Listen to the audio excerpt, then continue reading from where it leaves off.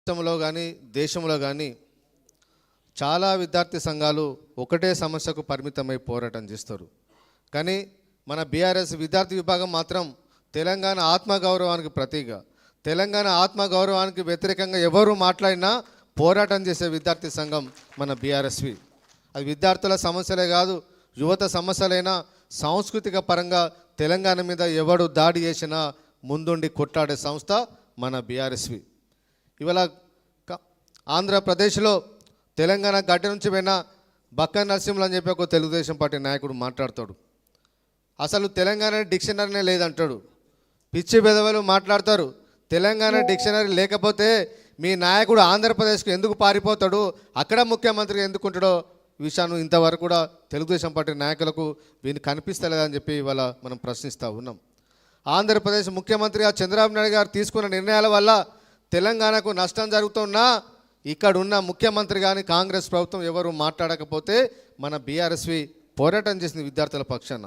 Banakacherla project పేరు మీద మన తెలంగాణ నీళ్లను ఆంధ్రప్రదేశ్కు తరలించకపోవాలని చూస్తే కేసీఆర్ గారి మార్గదర్శకత్వంలో వారి సూచన మేరకు కాలేజీలలో మనం పోరాటాలు నిర్వహించినాం, విద్యార్థులకు చైతన్యం చేసినాం.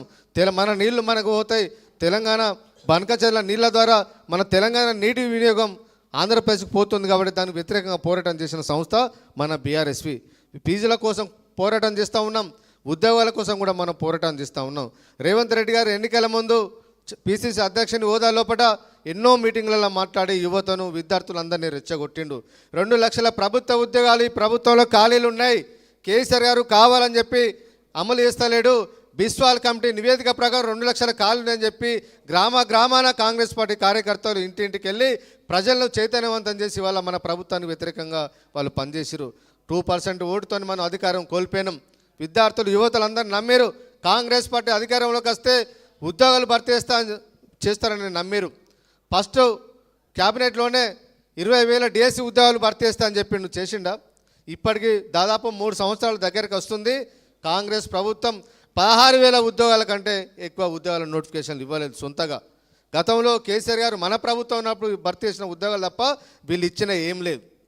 ఇవాళ కొత్తగా మెడికల్ కాలేజీలు కట్టినాం, మెడికల్ కాలేజీలు కూడా రిక్రూట్మెంట్ చేసే బాధ్యత ఈ ప్రభుత్వం మీద ఉన్నప్పుడు కూడా ఈ ప్రభుత్వం ఉద్యోగాలు భర్తీ చేస్తలేదు.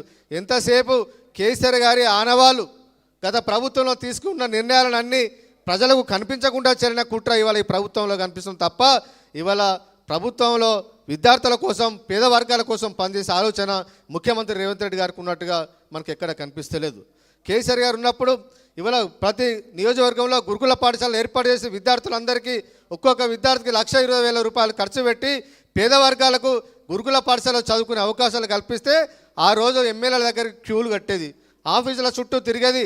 మాకు గురుకులలో ఒక సీట్ ఇప్పించండి, మేము ప్రైవేటు పాఠశాల లోపల ప్రైవేటు కాలేజీలో మా పిల్లలను చదివించలేకపోతున్నామని చెప్పి ఆ రోజు గురుకుల పాఠశాలలో చదివే సీట్ల కోసం పోటీ ఉండే. ఇవాళ కాంగ్రెస్ ప్రభుత్వం వచ్చిన తర్వాత గురుకుల పాఠశాలలో జైన్ కావాలంటేనే ఇవాళ విద్యార్థులందరూ ఇవాళ భయపడుతూ ఉన్నారు, వాళ్ళ తల్లిదండ్రులు భయపడుతూ ఉన్నారు, మొత్తం నిర్వీర్యం చేశారు. ఇవాళ గురుకులలో చదువుకుందామంటే ఆ కాంట్రాక్టర్లకు ఎవరైతే వస్తువులు సప్లై చేస్తారో బియ్యం కానీ మిగతా వస్తువులు ఎవరైతే వంట సామాగ్రి సప్లై చేస్తారో వాళ్ళ కాంట్రాక్టర్ల బిల్లు చెల్లించకపోవడం వల్ల కాంట్రాక్టర్లు నాసిరకం భోజనం పెట్టడం వల్ల వందలాది మంది విద్యార్థులు వాళ్ళ అస్వస్థకు గురై వాళ్ళ ఆసుపత్రిలో పాలైతే ఏ ఒక్క కాంగ్రెస్ పార్టీ మంత్రి కూడా వాళ్ళను పరామర్శించిన పాపాలు పోలేదు. ఇవాళ గురుకుల లోపల పాములు తిరిగి విద్యార్థులకు కాటు వేసినా కూడా ఏ మంత్రి ఏ ఎమ్మెల్యే కూడా ఇవాళ పరామర్శిస్తారు. ఎందుకంటే గురుకులాలను మొత్తం నాశనం చేయాలనే ఉద్దేశంతో ఇవాళ రేవంత్ రెడ్డి గారు కంకణం కట్టుకున్నాడు కాబట్టి ఇవాళ గురుకుల పాఠశాల లోపల ఇవాళ అడ్మిషన్లు ఇవాళ పడిపోతున్నాయి. మంచి ఇన్ఫ్రాస్ట్రక్చర్ ఉండి మంచి టీచర్లు ఉన్నప్పుడు కూడా ఇవాళ చదవాలంటేనే ఇవాళ విద్యార్థులు ఇవాళ చదవలేకపోతున్నారంటే ఈ ప్రభుత్వం కేసీఆర్ గారు ఏర్పాటు చేసిన గురుకుల పాఠశాల పట్ల ఎంత వివక్ష చూపుతున్నారో ఇవాళ మనకు అర్థమవుతుంది. కాబట్టి ఖచ్చితంగా రాబోయే రోజుల్లో పట్ల మనం అందరం పోరాటం చేయాల్సిన అవసరం ఉంది. కేసీఆర్ గారు ఫీజు రియంబర్స్మెంట్ విషయంలో కూడా ఎవరికి పెండింగ్ లేకుండా గతంలో ఉమ్మడి రాష్ట్రంలో ఒక ఇంజనీరింగ్ కాలేజీల విద్యార్థులు మాత్రమే టైంకు రియంబర్స్మెంట్ పడే పరిస్థితి ఉండే. కానీ కేసీఆర్ గారు ముఖ్యమంత్రి అయిన తర్వాత ఇంటర్మీడియట్ వాళ్ళకు సపరేటు, డిగ్రీ వాళ్ళకు సపరేటు, బీటెక్ వాళ్ళకు సపరేటు, ప్రతి ఒక్కరు కూడా ఎవరు కూడా పెండింగ్ లేకుండా ఆ రోజు కేసీఆర్ గారు ఫీజు రింబర్స్మెంట్ పథకాన్ని అమలు చేశారు. ఇవాళ కేసీఆర్ గారు మంచిగా ఫీజు రింబర్స్మెంట్ పథకాన్ని అమలు చేసింది కాబట్టి దాని వ్యతిరేకంగా నేను నిర్ణయం తీసుకోవాలని చెప్పి ఇవాళ రేవంత్ రెడ్డి గారు జీవో నెంబర్ 7 తీసుకొచ్చి ఇవాళ ఫీజు రింబర్స్మెంట్ మేము విద్యార్థుల ఖాతాలను వేస్తాం, మేము కాలేజీ అకౌంట్లో వేయమని చెప్పడం వల్ల ఇవాళ పేద వర్గాలు డబ్బున్న వాళ్ళు ఎవరు కూడా కాలేజీలో జాయిన్ చేసుకోలేని పరిస్థితి. ఫస్ట్ మీరు డబ్బులు కడితేనే మీరు కాలేజీలో జాయిన్ కావాలి, లేకపోతే మీకు అడ్మిషన్ ఏమని చెప్పి ఇవాళ ఇంజనీరింగ్ కాలేజీలో అదే పరిస్థితి కనిపిస్తుంది, డిగ్రీ కాలేజీలలో అదే కనిపిస్తుంది. ఎక్కడ పోయినా కూడా ఇవాళ విద్యార్థులు ఫస్ట్ వే జాయిన్ అయ్యే పరిస్థితి కనిపిస్తలేదు. కాబట్టి దీనికోసం జీవో నెంబర్ 7 కోసం కూడా బీఆర్ఎస్ పోరాటం చేసింది.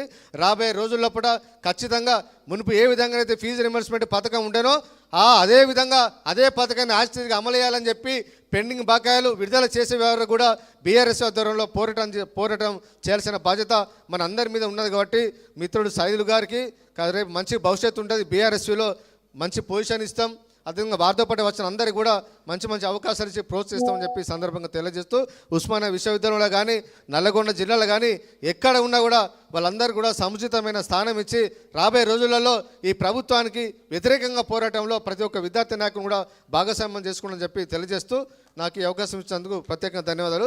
జై తెలంగాణ.